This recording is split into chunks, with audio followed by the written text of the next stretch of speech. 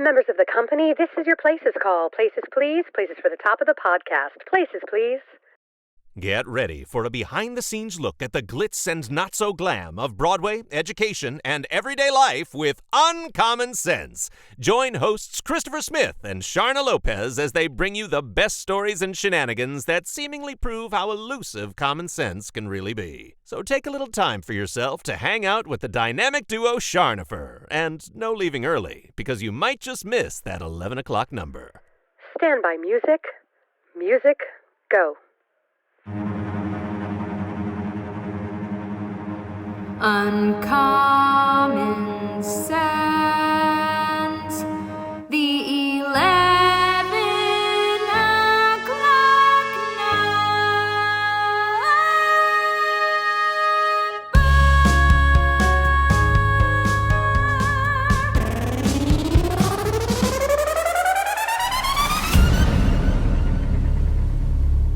And we are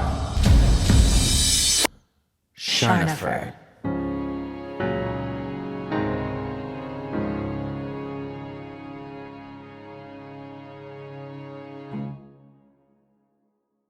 You got so excited today about our countdown.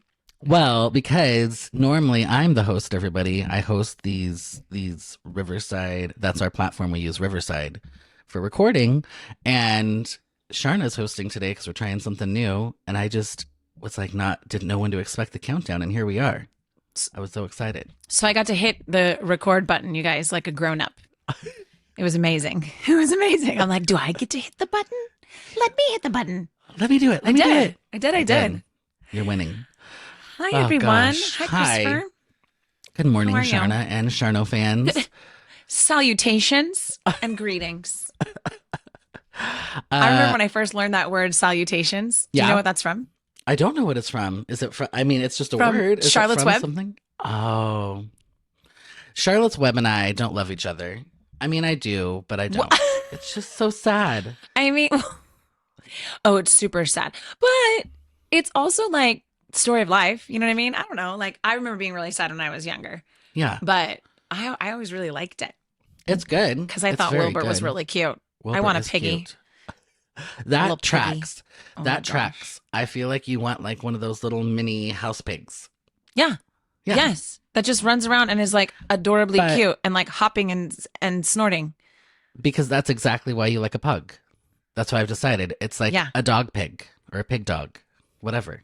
It's a dog pig. It's also like a pug, I think, is so many different animals rolled into one. So my favorite animal is an otter. And Winston has so many otter tendencies. Hold on. Your favorite animal is an otter? How did I not know this? I love them. Have you ever watched otter videos?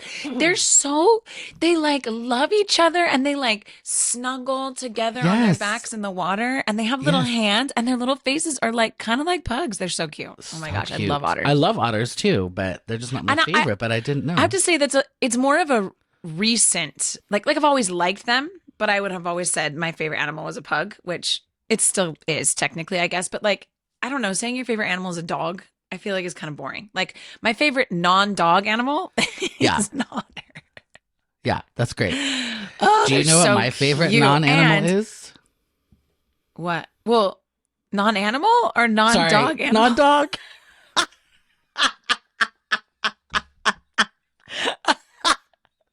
A human? I don't know. A bird? Probably not. No, that's an animal. Probably not. Refrigerator? A car. Hilarious. I do love a car. So my favorite non-dog animal is the Siberian white tiger. Ooh, yeah. That's my favorite. Dude, tigers are beautiful. I will say I have always loved the big cats. Because I feel like in my head, I'm just going to go up and snuggle them, you know, like I'm going to squish their face and snuggle them up. And then I remember Jerry one time being like, he will eat you. Okay. So please don't snuggle the big cat. Please don't snuggle the big cat. He will eat you. That is correct. Oh, they're so beautiful though. They are so beautiful. They're my favorite. All right, Christopher. Let's get on what are we topic. talking? What are we talking about today? I know, Today- right? I like that we kind of just start off like, "Hey, friends, how's your day? Welcome. I like otters. My name's Right. Charna." So, Sharna, speaking of otters, I love how they eat on their chest, and they like, you know Yes. how they like, and then they like munch. Yeah. So They have a little snack. yeah, so they like to eat snacks. I like to eat snacks. I think you like to eat snacks. So I think we should talk Yes. about food today. Sold to me. If anybody knows anything about either of us, I mean, I think they know we like snacks. Honestly, that was one of the things when we taught in the classroom together. That was like a thing. You'd bring snacks Yeah. or I'd bring snacks, and we would bring the share size. So we knew like the other person could also snack at the same time. Correct. That was a thing for us. But Yeah. I want to talk today about a couple things, like as I want to say grown people, as like as parents with Okay. kids and families. I'm actually curious to know kind of how things work at your house, and I'll share how they work at mine. And then this whole invention and takeover of like delivered prep meals to your home, and how I think so many people use those services now. And I'd love to discuss that topic with you, Christopher. Great. Let's do it. That was really like formal. I know. I would love to discuss this very important topic with you today. Man. I think there's so many facets of this, but the general is Joy. I actually don't think Joy doesn't love to eat out. I think she enjoys the occasional eating out. We use it more as the, gosh, we're so tired and there's nothing that we have prepared for dinner. So let's just grab Yes. food from somewhere. Yes. And we get to like time wise. It's usually like, oh my gosh, the kids had a million things. We're really Right. busy. We had practice. We had whatnot. Like, we just got to grab Right. something. yeah, totally. The convenience of it. And I think now Joy's a great cook. Like she, cooks all things amazing pretty much. So, that's not an issue, but I, being me, apparently, I would eat out at all the fancy restaurants 24/7. Like I would be the person that lives in the high-rise condo with the like restaurants in the hotel that you get to eat at all the time.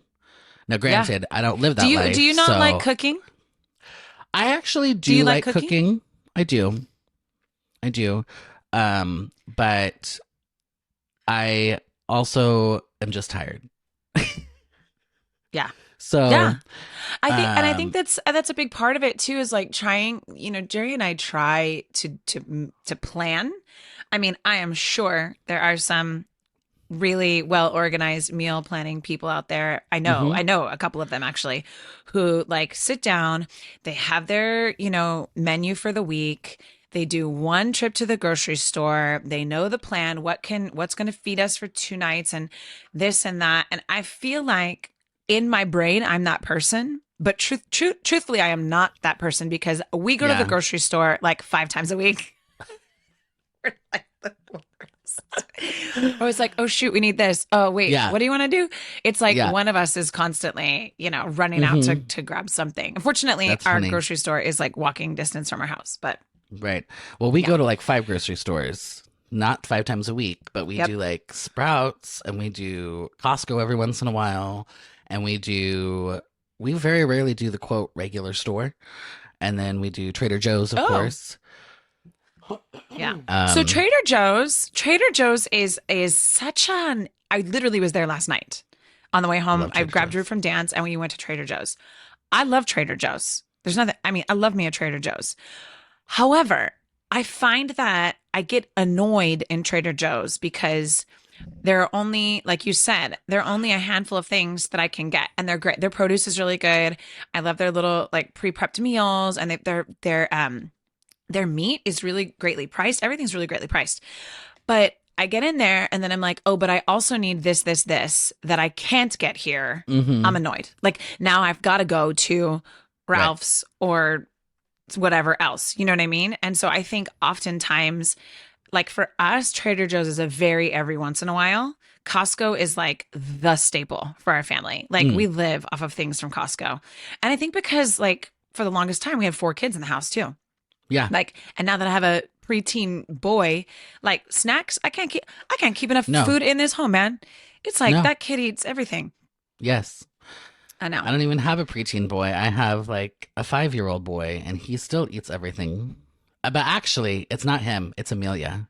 She is constantly eating. She's like, we'll finish lunch or breakfast and within 12 seconds, literally less than an hour. Yep. She's like, hungry, food. I'm like, you just ate. Goodness sakes. My girl.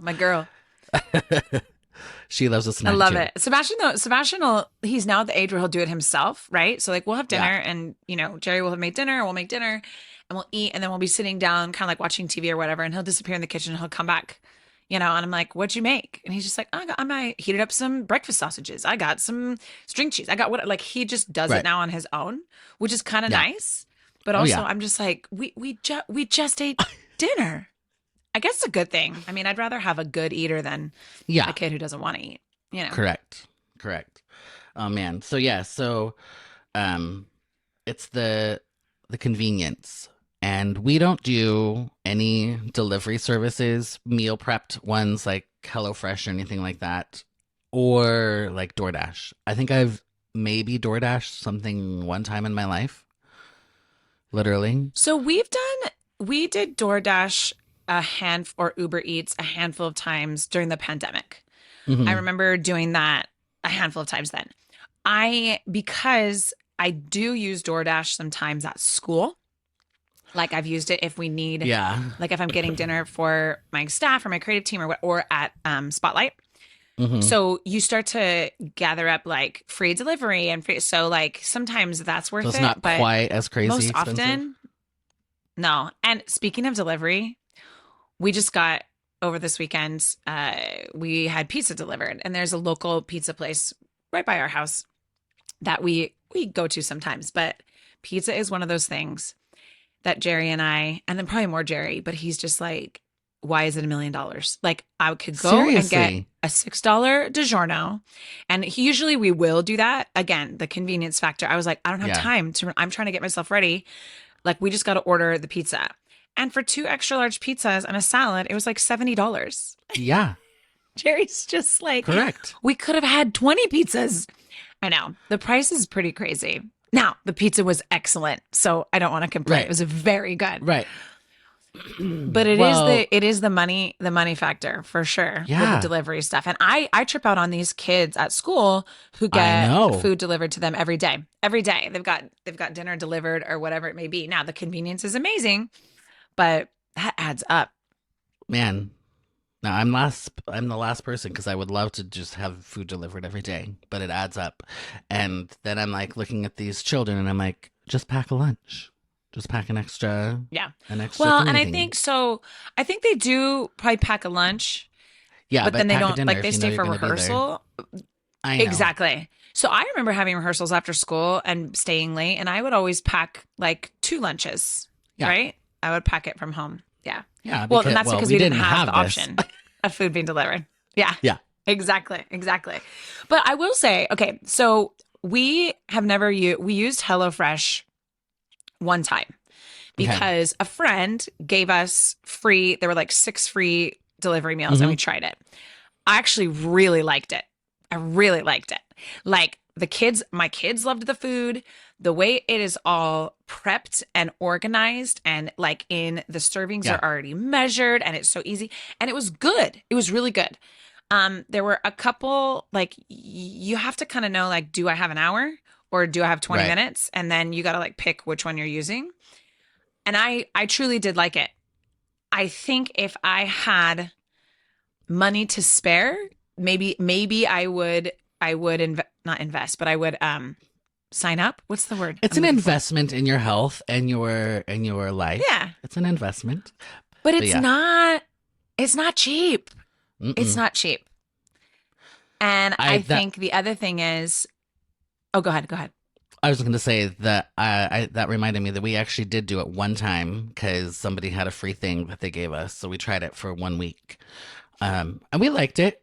It was absolutely not worth it, but we liked it. Yeah. And we did get one recipe from it that we still use for these like flautas and this like sour cream lime sauce or whatever. It's delish. So we do that sometimes. Love that. Yeah, there were a couple that we got in that shipment that it was very specific, like whatever seasoning packet, like, you know what I mean, that we couldn't recreate. There was a really good like a couscous one that the kids loved. And I love trying new things. And I think that was another thing where it was the convenience of, hey, look at this cool new recipe that we've gotten all of the stuff for you. It's already prepped. You don't have to buy it. You don't have to go. I do like the convenience of it for sure. But it also comes back to the time thing.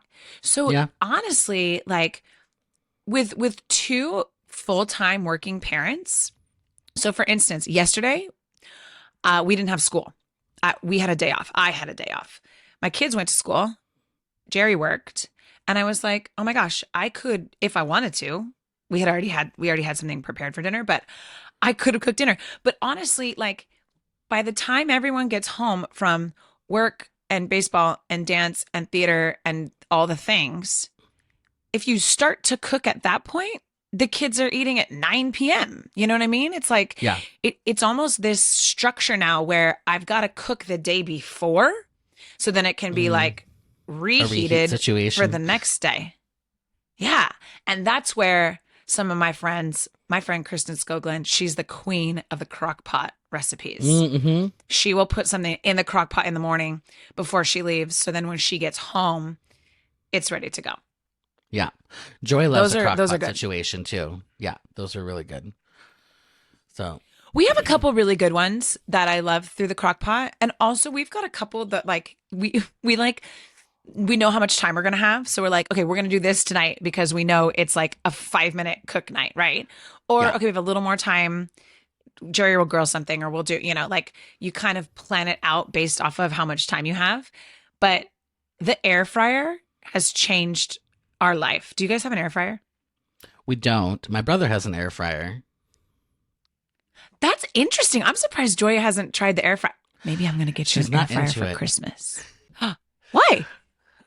She's like, Joy is weird about certain things. Like, she's like, just another appliance to take up counter space and blah, blah, blah. And I'm like, but I think it's really good.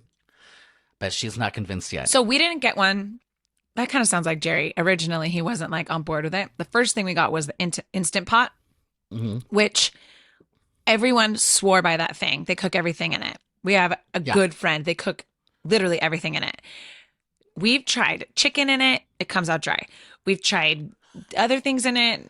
Not the great. Not like for truly, you. The Instant Pot. It's not for you. But veggies in there, like carrots, I can steam carrots in 2 minutes in that thing. I can't, like, there's certain things that we do in the Instant Pot, but it's ginormous. Yeah. And Joy is absolutely right that we keep it in our garage and then we have to like bring it out when we're going to use it. And it's the same thing with the air fryer, but Jerry loves the air fryer because you can throw dino nuggets in there. Those things are done. They're done. You don't have to preheat an oven. You can do broccoli in there. We've done like chicken wings in there. Like it's actually quite good. Tater tots, so yummy. Are you listening, Joy? Are you listening? And it's easy to clean because they have these liners that you put down in there and you put them out. Like it's quite easy. And what I love about it too is that it's an easy way for the kids to do stuff too. Like as they're getting older, like, hey, are you hungry? Okay, then you can make this. It's very simple. But yeah, our air fryer we use quite a bit for sure. I like it. But it is big and has to live in the garage. Is your air fryer a combo air fryer or just an air fryer? Is there a combo one that does something else? Mine just fries air. That's all it does. Fries air. Oh, that tickled my funny bone. There's There's like combo ones. There's like an Instapot air fryer. There's like a toaster Whoa, oven air fryer. that guy's gonna be like a spaceship. Probably He's so is. big. No, ours is just an air fryer. Just an air fryer.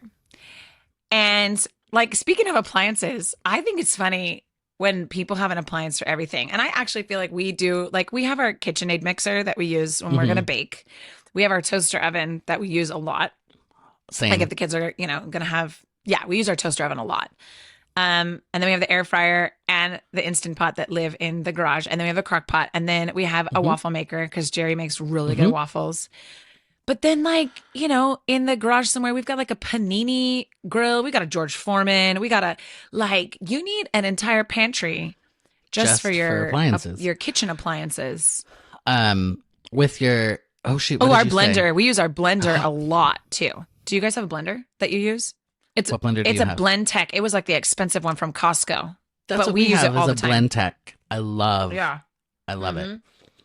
All the time. You can even make soup in that thing. Yep. Yeah.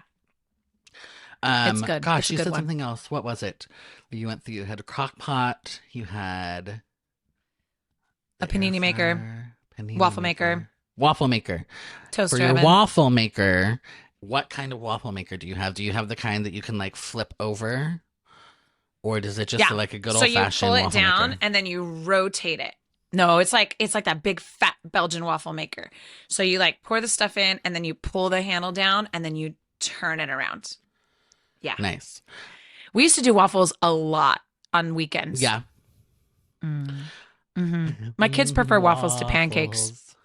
I know it sounds good, right? I love waffles. I think at this point, my kids prefer pancakes because that's what I make, but maybe they'll get into waffles. I also make really good thin pancakes, like German pancakes.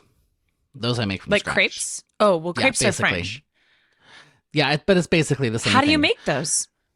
Well, it's just a little bit different recipe. It's like extra eggs and extra oil and things like that to make them really thin. And then you just And then pour do you still just flip them? Because I know with a crepe, you have to like spin it around on that thing. Yeah, none of that shenanigans. I just get a big frying pan and then you pour the batter in one spot, like in one little segment, and then you rotate it all around so it covers the bottom.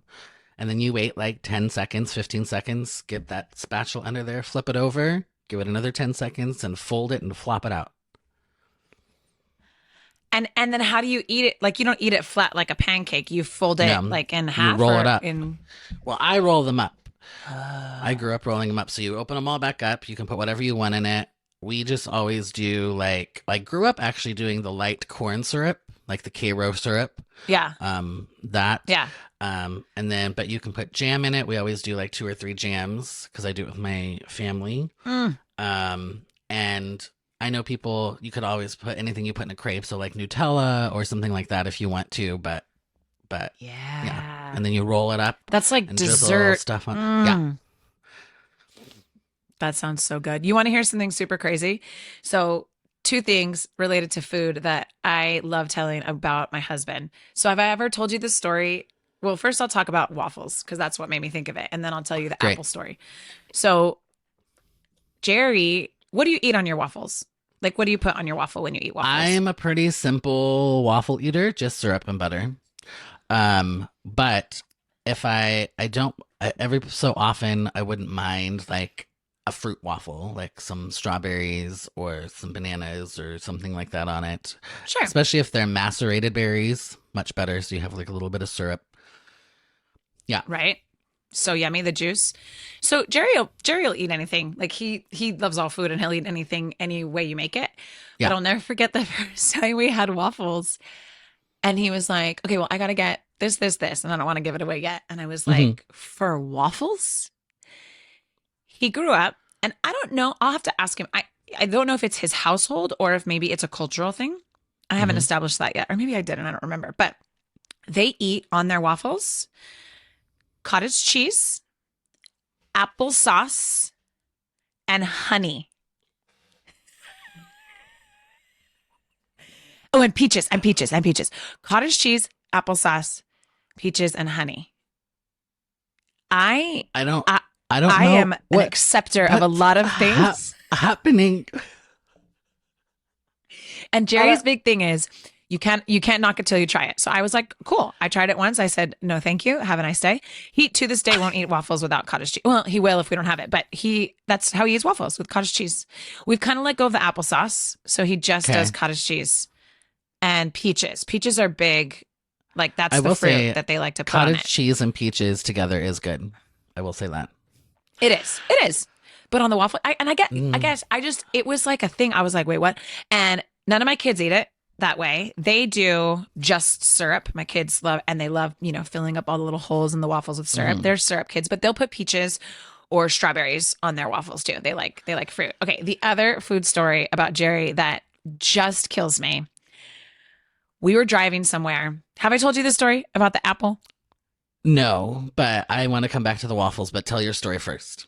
Oh, no, finish. Stay on waffles. Okay. You go. Because I cannot believe I forgot this. I have another like super family history heritage recipe with waffles that we do that I love, that I'm like, how am I so dumb that I forgot it? And Joy is probably screaming at the radio right now because she's like, how did you forget that? Because she listens. Joy's screaming at the radio over there in her rocking chair. The radio? Well, that's what it's called in your car still, right? Did I miss something? It is still called the radio, right? Why does it just sound like we're living in 1902? I heard it on the radio. Oh my gosh. Oh, anyway. So we have waffles and a white sauce. So this white sauce it doesn't sound great. Like just calling it white sauce makes it sound like it goes on tacos or something. I don't know. Right. That's fair. But it's basically glorified melted vanilla ice cream. Because it's like it's milk based. You put a bunch of vanilla and sugar in it. And it's basically just a sweetened vanilla milk thick sauce that you put on it. That's yummy. So delicious. Joy's not into it. That's what reminded me, because I was like, don't knock it till you try it. And she's like, I'm good. Thanks. She tried it. And she like sold. When you've grown up, and totally, I will try anything. There's certain things culturally too that Jerry, I'm going to say it wrong. I think it's called capirotada. It's like, they use all of the leftover like bread or cookies or donuts or like sweet treats, and they mash it like all into this bread, and it's like supposed to be like a treat. And I'll never forget the first time when they put like raisins and stuff. He brought it home and he's like, "Oh, you got to try this." And I was like, "That looks like throw up in a thing. I don't know what all of that is," but I said, "I'll try it." And I remember taking a bite and being like, "Yep, tried it." Moving on. The other thing that I tried one time was champurrado, which is Mexican hot chocolate. I love me some hot chocolate. They put masa in it, so it's like got gooey in the hot chocolate. Where like in my brain that means the milk has gone bad. You know what I'm saying? Where I was like, it's like my hot chocolate's gone bad. I can't. He's like, no, that's the way it's supposed to taste. But again, I love trying new things, and I'm totally fine with people being like, that's not my jam, We grew up like loving mashed potatoes au gratin. Like my mom would make my kids don't like potatoes. I feel like they are not my children because they don't like potatoes. I tell them that all the time. They don't like mashed potatoes. An insult to my their kids German don't like heritage. Mashed potatoes. That's exactly what I said. I said, eat some potatoes au gratin because I'll take them to the face. Or scallop potatoes. Oh, so good. But yeah, I think you've grown up a certain way, having something one way. Like the very first time we ate scrambled eggs, Jerry put ketchup all over his scrambled eggs. And I was like, I've never done that. Now that's how I eat my eggs. Really? So, like you just, I don't know, you start to like, I don't know, adopt certain things. Like, I never had it that way growing up. We always just put salt and pepper on our eggs, and then I'm like, I kind of like it with ketchup. I don't know. It's an interesting thing when you start trying new things. Okay, but I have to tell you this apple story before our episode's over. So, I don't know. We had been dating for a little while, and we had an apple both of us grabbed an apple. I don't know. I can't remember if we were like leaving the house or work or whatever, but we were in the car together and we're both eating our apples. And I don't think I was paying attention because I had the core. I finished mine, right? I had the core. Going. Oh no. And I was like, where'd you throw your core? Like he was driving, but he didn't have the apple core anymore. And I was like, where'd you throw the core? And I look over and he just has the stem, like the little stem of the apple sticking like out of his mouth. And he's like, I ate it. And I was like, no, not, I know you ate your apple, but like, where'd you put the core? Do you have like a trash can or did you throw it out the window and I didn't see? He's like, no, I ate it. And I'm like, no, I ate my apple too. And I have this core and I need to know. He's like, Charna, you don't eat the whole apple? I about fell up out my chair. I was like, you ate the whole apple? He eats the whole thing. You know how many apple seeds that man must have inside of his body? He's like, that's the way I've always done it. They eat the whole thing. Seeds, core, everything. No. All that was left was the tiny little stem. I think why stop at first there? I had Just eat the stem then. 2 minutes of disbelief. And then I was laughing so hard. At first I thought he was joking. I'm like, Right. why are you like playing a trick on me? Where? And he's like, Charna, I seriously ate it. So now to this day, when he eats apples, I just trip. I'm like, there's my husband eating the whole apple. Woof ball changed that. He'll is eat the special. core too. I love it though. I think it's hilarious. Oh, It is so man. funny. Hey, I have a question But for you. Yes, I'm ready. How are you guys? What do you guys do with like leftovers? What's the leftover situation in the Smith household? It's not really a situation. It's more of a just eat the leftovers. We don't make like new concoctions out of leftovers. I am not a huge leftovers fan personally. I'm a like one and done kind of guy. Unless it's like a favorite dish of mine, then I'm like make 50 gallons of it and I will eat it for a week. Yeah. But for the most part, I'm a one and But done. if you have it, are you guys pretty good at eating them, or do you throw a lot of stuff away? Most of the time we eat it. Joy is a little bit of That's a good. like, there is food in the fridge. Let's eat it before it goes bad. Hurry up. This is what we're having for lunch. That's Jerry. A He's like, we've got smorgasbord. this. Yeah. Yeah. I am, I don't know. I have like and I don't know what the exact time is or how long, but there's certain things like if they've been in there even a couple days, I'm like, I don't want to eat that. I don't know. And I know it's in a refrigerator and I know it's good, Yeah. but I'm just like, it's been sitting in there where Jerry will be like, how old is it? It's good. I'm going to eat it. You know, like it doesn't phase him. He will also eat things cold.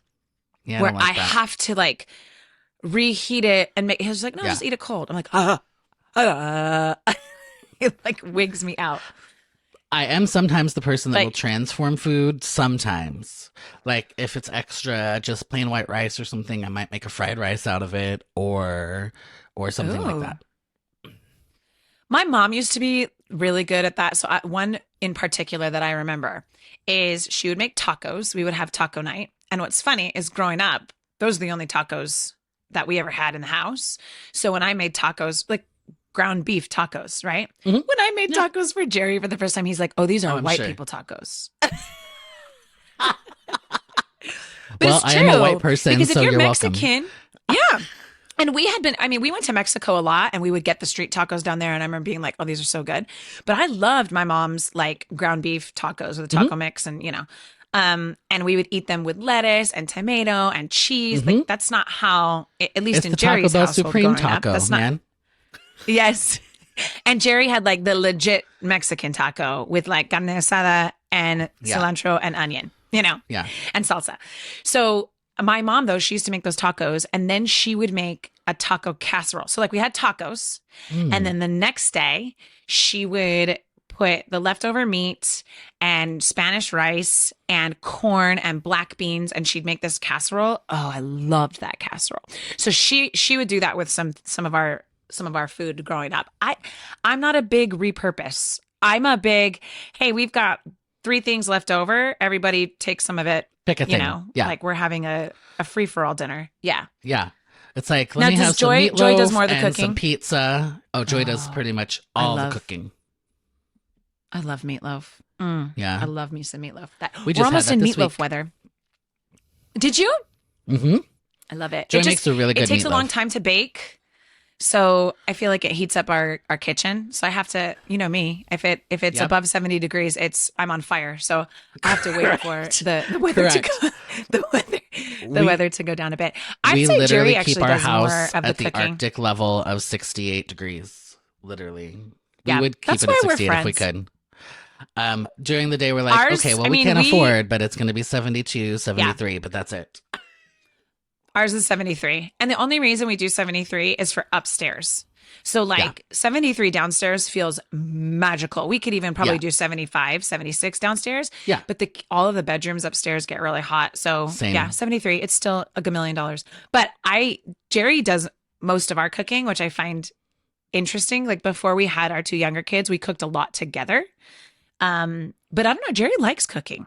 He definitely breakfast. He's like the breakfast guy. Like if we go on vacation anywhere, if we're in an Airbnb, Jerry's making breakfast for everyone. Like when we go to Utah, he's like omelets for everyone, eggs Benedict. Like he loves cooking breakfast. And we'll do dinner together a lot, but he's usually home earlier than I am because of rehearsals or whatever. So he does most of the cooking, and he packs the kids' lunches too. God bless my husband. He's the best. That was my dad. He makes growing me up. breakfast in the morning. He was in charge Really? of breakfast and the lunches. Yep. Yeah. I think that's actually somewhat, I don't want to say common, but I know like growing up, the Youngs, Maddie and Parker would always talk about their dad packing their lunches for them too. I think it just depends on the family.